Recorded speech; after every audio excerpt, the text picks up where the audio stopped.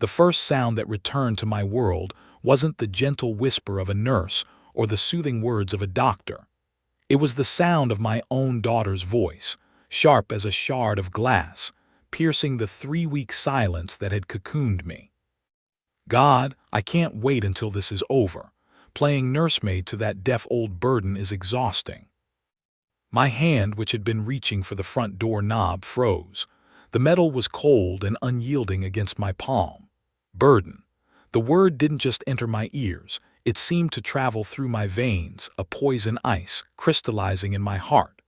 I stood there in my own hallway, a statue of a man who had just walked out of a hospital, a healed man, and into a different kind of infirmary. This one was in the soul. I could hear the clink of a spoon against a ceramic mug from the kitchen, the rustle of someone moving, the low murmur of a second voice I recognized as my son-in-law, Chris. They were in there, in the heart of the home my wife Margaret and I had built, discussing me like a problematic piece of furniture. My hearing, my miraculous, newly restored hearing, had become a weapon turned against me. And in that suspended moment, a cold, hard clarity settled over me. They thought they were in control. They thought I was broken. They had no idea that the silence they believed had crippled me was about to become my greatest advantage. The game had just begun, and they didn't even know they were playing. The steady, rhythmic beep, beep, beep of the heart monitor was a symphony. After 21 days in a vacuum of absolute silence, each electronic pulse was a concerto, a confirmation that the world still had sound, that I was still part of it. I pressed my other hand to my chest, feeling the thump, thump, thump of my own heart keeping time with the machine. It was a duet of life. "Mr. Brooks, Arthur." Dr. Chin's voice cut through the air, not muffled or distant as it had been for weeks, but crisp, clear, and impossibly close. Every consonant, every vowel was a distinct note. "Can you hear me?" I was afraid to speak, terrified that my own voice would shatter this impossible miracle. I simply nodded, my eyes wide, my hands trembling as I reached up to remove the headphones used for the final auditory test. The soft rustle of the foam padding against my ears was a thunderous event. I whispered, and the sound of my own vocal cords, the faint breathiness of it, was a revelation. I tried again, louder. "It's back, everything." Dr. Chin allowed a small, professional smile, her stylus scratching against the screen of her tablet. Scritch, scratch. Another forgotten sound, the sound of documentation, of reality being recorded. "The inflammation from the acoustic trauma has completely subsided. Your hearing is testing within normal ranges across all frequencies. It's a remarkable recovery." 3 weeks. It had been 3 weeks since the world had ended with a high-pitched shriek from a malfunctioning pneumatic drill on my final construction site inspection. The falling beam had missed me, but the sound wave had not. They said the damage might be permanent. They said I had to prepare for a life of silence. But here I was, drowning in a glorious ocean of noise. The distant ding of an elevator, the squeak of rubber-soled shoes on polished linoleum, the hushed, overlapping conversations from the nurse's station, the rhythmic whoosh of the automatic doors at the end of the hall. It was chaos, and it was the most beautiful thing I'd ever experienced. My heart swelled, thinking of my daughter Elara. She moved in to help me, to be my ears, to be my connection to the world. My sweet Elara. I could finally talk to her, finally hear her laughter again. The joy of that thought was a physical warmth in my chest. "I need to call my daughter," I said, my voice gaining strength, marveling at the simple act of forming words that I could hear. "I have to tell her." "Let's complete the discharge paperwork first, Arthur," Dr. Chin said gently, her voice a melody of calm authority. "We need to make sure everything is properly documented before you go home." I signed the forms with a hand that shook with exhilaration. The scratch of the pen was a percussive masterpiece. The nurse, a kind-faced woman named Brenda, went over my follow-up care, but her words were a pleasant hum in the background.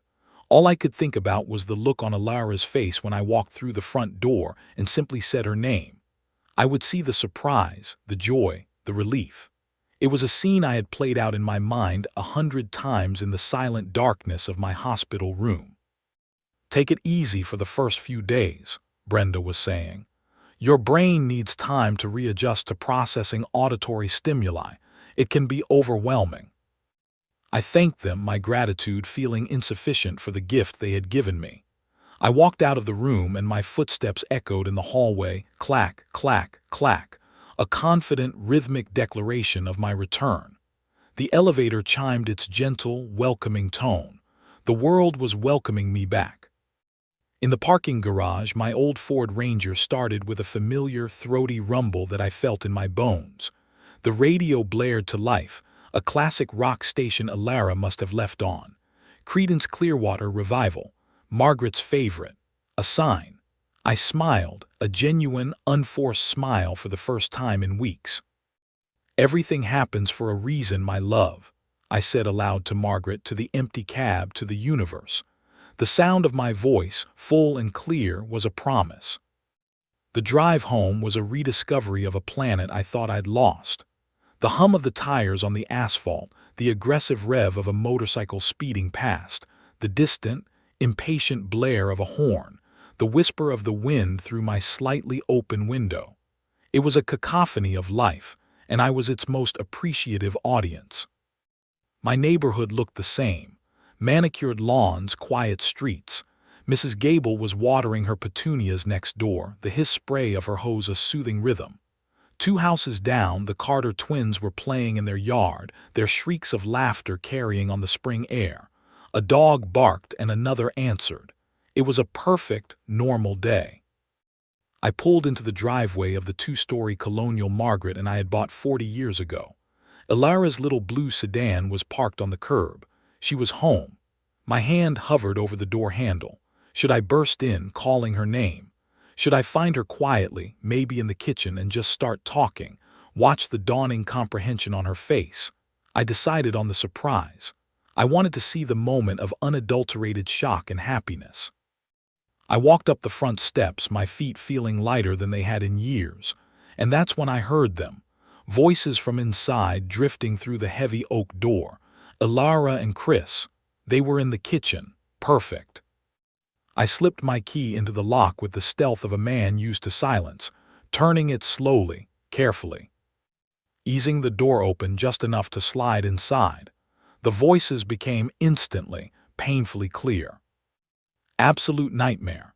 I swear, if I have to wipe one more bit of drool from his chin or pretend to understand one more of his clumsy, silent charades, I'm going to scream. It was Alara's voice, but it was twisted, laced with a venom I had never heard before. 3 weeks of this. 3 weeks of playing the devoted daughter to that helpless old burden.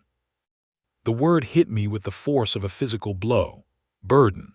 I staggered back a step, my shoulder connecting with the wall with a soft thud. I pressed myself against it, my breath catching in my throat. This had to be a mistake, an auditory hallucination. My brain was misfiring, creating horrors out of thin air. Chris's voice, lazy and condescending, followed. "Hey, look on the bright side. The insurance payout from the site accident covered his bills. Could have been a total loss. Just keep playing the part a little longer. Sunset Manor has a spot opening up next month." My legs went weak. Sunset Manor. The assisted living facility Alara had casually mentioned in one of her written notes a week ago, presenting it as a respite care option for my benefit. Alara's scoff was a sharp, ugly sound. "A month? I don't know if I can last that long. The constant pretending is exhausting. He looks at me with these grateful, puppy dog eyes, and I just want to shake him and tell him to get a grip." The world tilted on its axis. The hallway wallpaper, a pattern Margaret had lovingly chosen, seemed to swim before my eyes. The grateful puppy dog eyes. My eyes. The love and trust I felt for her, the overwhelming gratitude for her care. It was all a performance to her, a tedious act. The daughter I had supported through 2 degrees, whose wedding I had paid for, whose divorce I had comforted her through, whose every financial crisis I had bailaid her out of, she saw me as a burden. A chore. I remained perfectly still, a ghost in my own home, listening as the two people I trusted most in the world meticulously dismantled my reality. I stood there, rooted to the spot, for what felt like an eternity. Their conversation continued, a brutal litany of betrayal. "The realtor said we could list this place for at least $650, Chris said, his voice dropping to a conspiratorial murmur.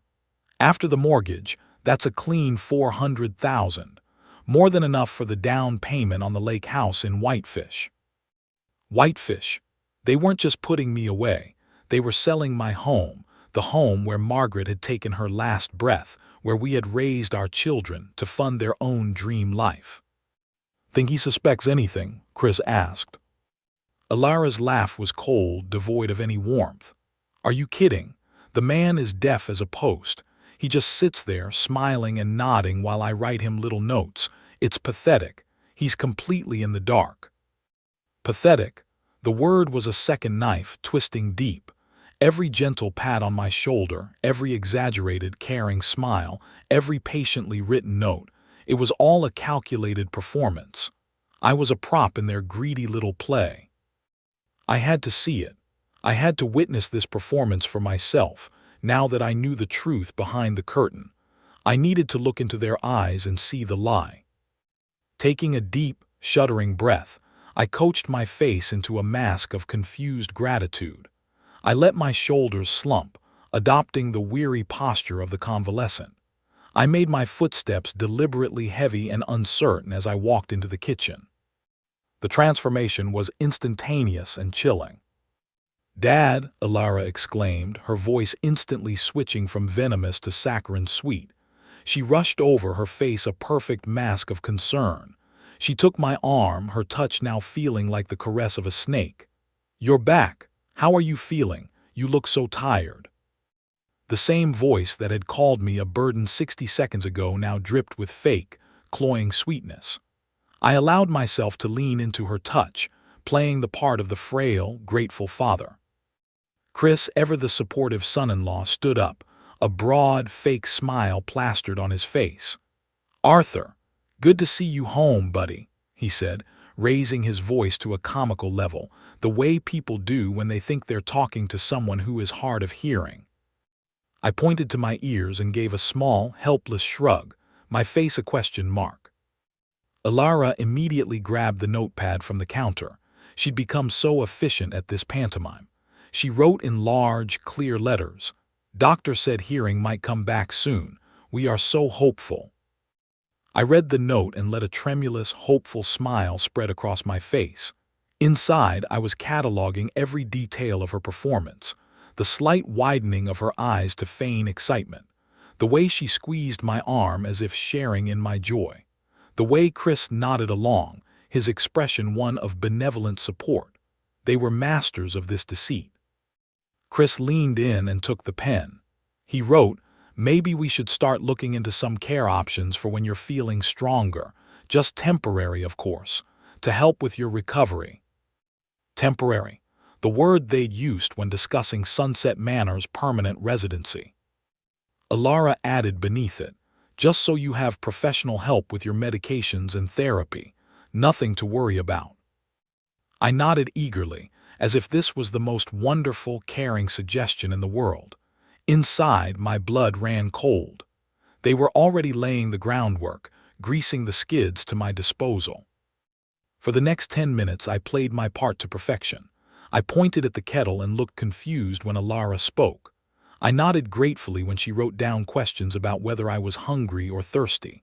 I even managed a frail, appreciative smile when Chris clapped me on the back and wrote, "We're so glad you're okay." Every gesture, every nod, felt like swallowing shards of glass. Finally, I pointed weakly toward the ceiling and scribbled on the pad myself, "Very tired, need to rest." Alara hugged me. She actually wrapped her arms around me and said, loudly and slowly into my ear, "Of course, Dad. You go rest. We'll take care of everything down here." I walked slowly out of the kitchen, feeling their eyes on my back. Just as I reached the stairs, I heard Chris's voice, lowered but perfectly clear to my restored hearing. "He bought it completely, didn't have a clue." I climbed the stairs one heavy, deliberate step at a time, my hand gripping the banister so tightly the wood groaned in protest. When I reached my bedroom, I closed the door and stood with my back against it, my entire body trembling not with weakness, but with a cold, purifying rage. The house, my sanctuary, now felt like a gilded cage. The daughter I had raised and loved was a stranger, a viper I had nurtured at my own breast, and I was nothing more than an inconvenient obstacle standing between her and my money. I stared at the framed photograph on my nightstand. Ilara at her college graduation, her arm thrown around my shoulders, both of us beaming at the camera. That girl, that moment of pure, uncomplicated pride and love, was it ever real?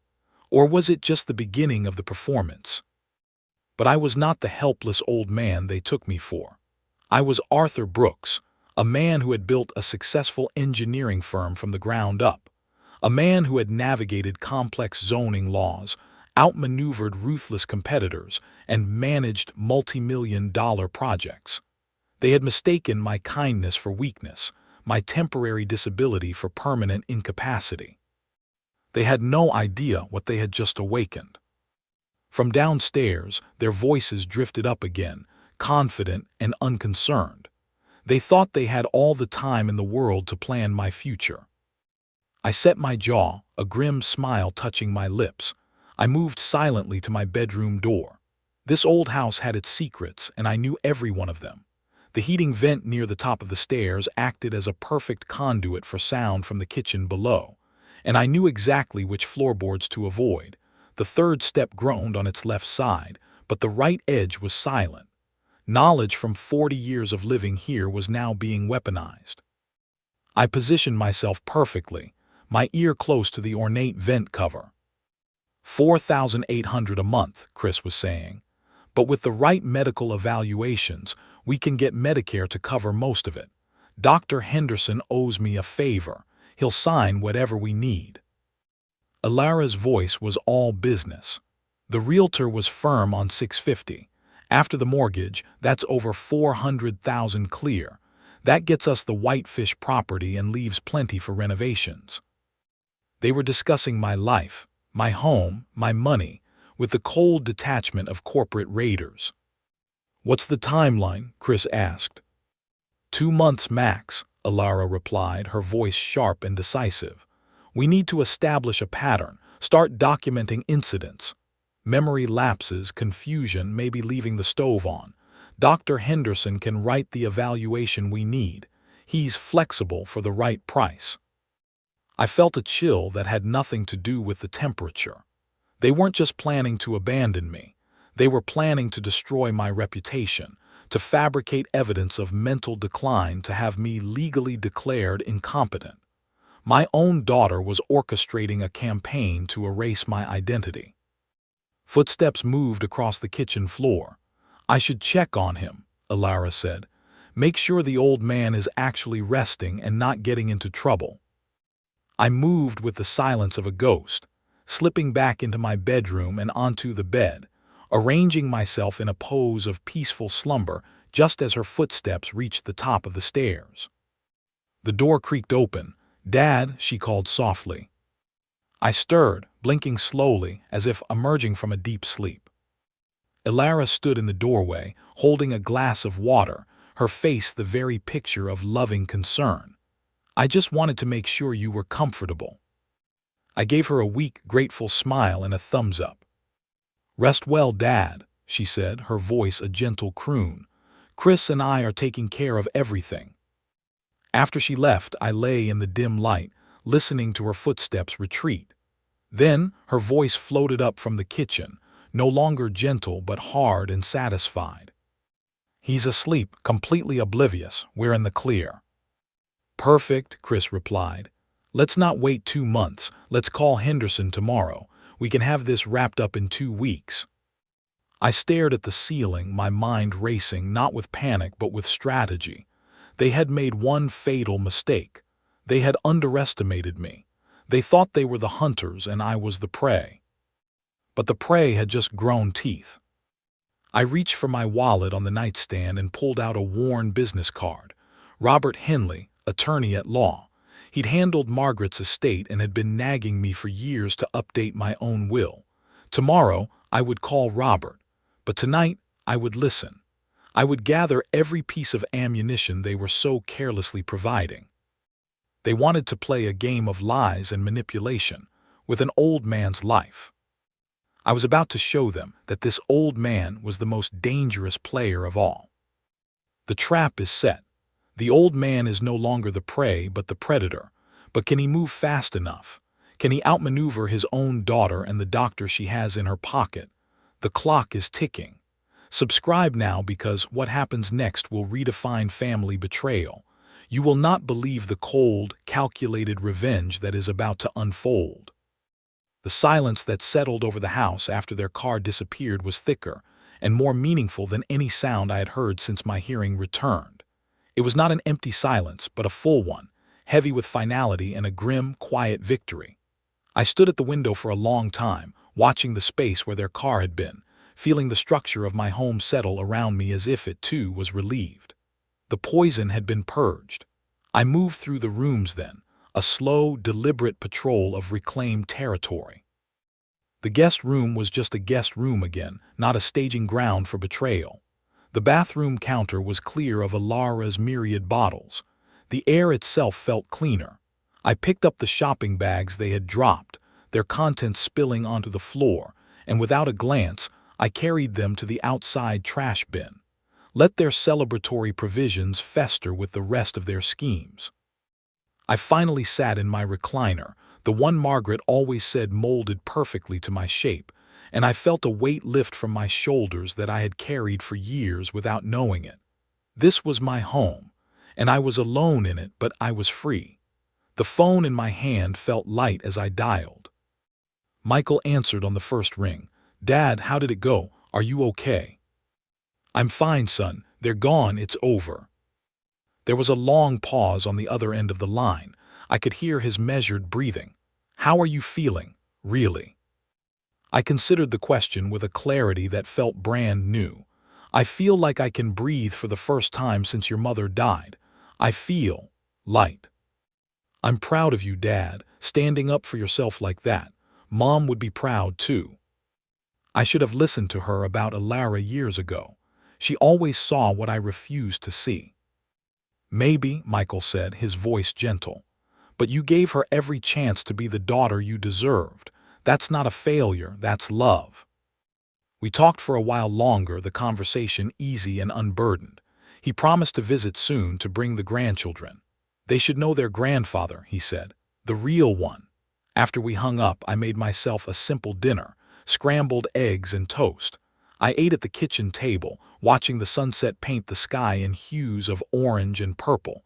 No one complained about the simplicity of the meal. No one made a sarcastic comment about my cooking. The only sound was the gentle clink of my fork against the plate. It was the most peaceful meal I had eaten in 3 years. Later, I walked through the house again, this time really seeing it. The family photos on the mantel told a truer story now. Pictures of Michael and his children, of Margaret and me on our anniversaries. I carefully took down the photos that included Alara and placed them in a drawer in the study. It was not an act of erasure, but of curation. I wanted to remember the good times without the sharp, painful knowledge of how they ended. The mantel looked cleaner, more honest.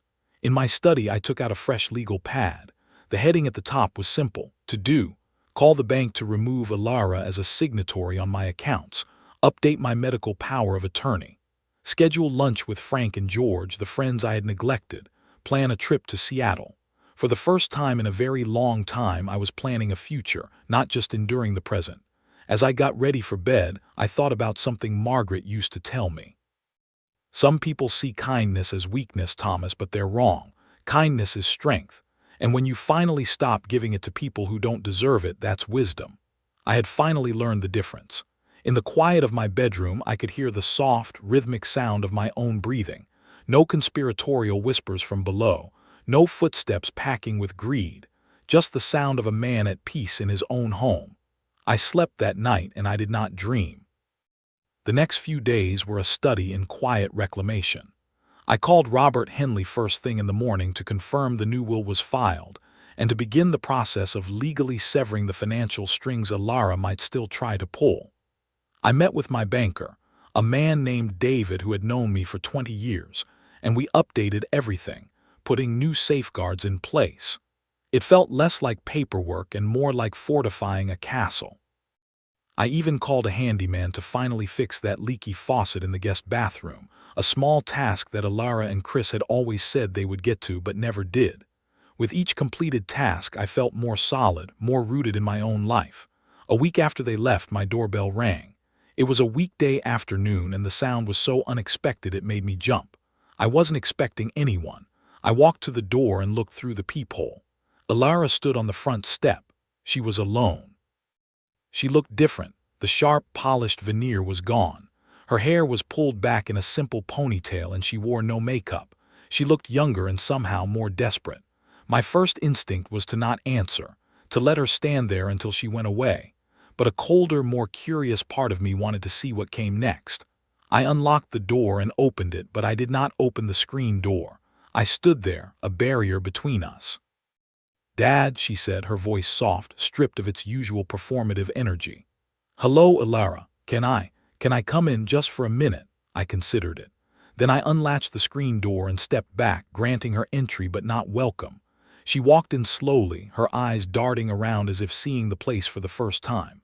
She looked at the mantel, and I saw the moment she registered that her photos were gone. A flicker of pain crossed her face, but it was quickly suppressed. "You look well," she said, her hands clasped tightly in front of her. I've had a lot of time to think about what I said, what we did." She took a shaky breath. "It was horrible. I was stressed and scared about money, and I took it out on you. I said things I didn't mean." I didn't respond. I just watched her, waiting for the performance to reveal itself. "Chris and I, we're separated. It's over. He was a terrible influence on me, Dad. He filled my head with all these ideas, these plans. I got caught up in it. I lost myself." She was crying now, real tears tracing paths down her cheeks.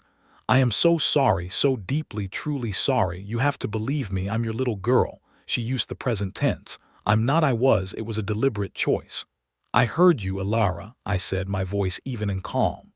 "I heard every word, not just the words you said to me, but the words you said about me. You weren't just stressed. You were calculating, you were cold. You planned to have me declared incompetent. You were going to sell this house, the house your mother loved, and you were going to leave me in a home. That's not something you get caught up in. That's a choice." The tears came faster. I know how it sounds, but I was desperate. I was in a bad place. "Please, Dad, I'm begging you for a second chance. Not for money, not for anything. Just to be your daughter again. I'll go to therapy. I'll get a job. I'll do anything. Just don't cut me out of your life." She looked so broken, so sincere. For a moment, the image of the little girl with skinned knees and pigtails superimposed itself over the woman standing before me. The part of me that had always rushed to fix her hurts, to soothe her fears, stirred weakly. But then I remembered the sound of her voice. That old burden. The cold celebration when they thought I was leaving. The calculated plan to fabricate dementia. That part of me was stronger now. "I'm not cutting you out of my life, Alara," I said, and I saw a flash of hope in her eyes. "You did that yourself. You made your choices, every one of them. You systematically dismantled the trust between us. That isn't something a simple apology can rebuild." "So that's it," she whispered, her face crumbling. "You're just going to throw me away after everything." "I'm not throwing you away. I'm accepting the reality you created. You are my daughter. That biological fact will never change. But trust, respect, inheritance, those are privileges, and you forfeited them." The mask finally slipped completely. The vulnerability vanished, replaced by a flash of the old, cold anger. "You're really going to be this cruel to your own flesh and blood?" "No," I said, my voice still terribly calm. "This isn't cruelty, this is consequence, something your mother and I should have taught you long ago. I enabled your entitlement for years. I confused your demands with love. I won't make that mistake again." She stared at me, her jaw tight, her eyes glistening with a mixture of hurt and fury. She had played her final card, her performance of the penitent daughter, and it had failed. There was nothing left. "You're going to die alone in this house," she said, her voice low and sharp. "I'm not alone, Alara. I have my memories of your mother. I have Michael and his family, and I have my peace, and that is more than enough." She turned without another word and walked out, pulling the door shut behind her with a quiet, definitive click. I did not watch her go. I simply stood in the quiet of the hallway, listening to the sound of my own heartbeat, steady and sure. There was no triumph in this, no glorious victory.